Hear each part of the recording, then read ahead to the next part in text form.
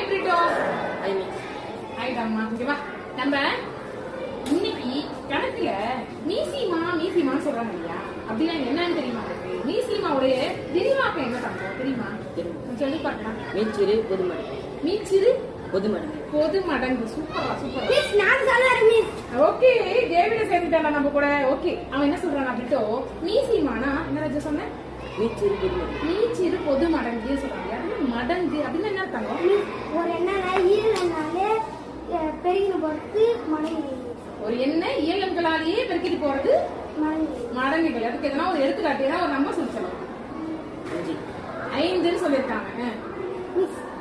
அது வந்து 5 1 5 5 2 10 5 3 15 5 4 20 5 5 25 25. இந்த மாதிரி 5, அதாவது 5 வந்து இயலங்காலேயே பெருக்கிட்டு போறதுதான் மடங்குகள் அப்படின்னு சொல்றீங்க.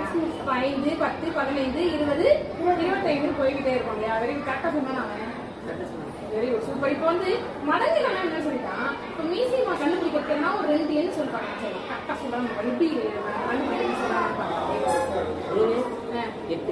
3 8 சொல்லிருக்காங்க. நம்ம என்ன பண்ணணும் இப்ப? 3 8 மடங்கு மடங்குகள் 3ஓட மடங்குகள்லாம் எடுக்கணுமா? அடுத்தது 8ஓட மடங்குகள்லாம் எடுக்கணுமா? அடுத்தது என்ன பண்ணணும்?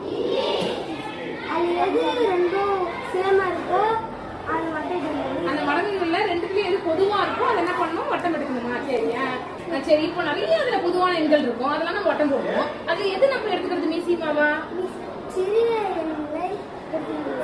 அதுல இருக்கு அது பொதுவான எண்ணிலே சிறிய எண் எடுத்துக்கணும்னு சொல்றேன். ஏன் சிறிய எண்ணா எடுக்கணும்? மீச்சிறு பொது மடங்கு. அது பேரே என்னதுதான்? மீச்சிறு பொது மடங்கு. மீசிமா. அதனால அது வந்து சின்ன எண்ணெய் வந்து நம்ம வட்டமிட்டு அதை நம்ம வந்து மீசிமாவா எழுதுவோம். அப்படியா? கரெக்டா அவன் சொன்னது. ஓகே, அப்ப நம்ம இன்னைக்கு என்ன பார்த்தோம்? என்ன பார்த்தோம்? மீசிமாவை பத்தி பார்த்தோம் இல்லையா? நாளைக்கு நம்ம வேற ஒரு சின்ன ஒரு கணக்கு சூத்திரத்தோட கொண்டு வருவோம். சரியா? ஓகேவா? பாய்.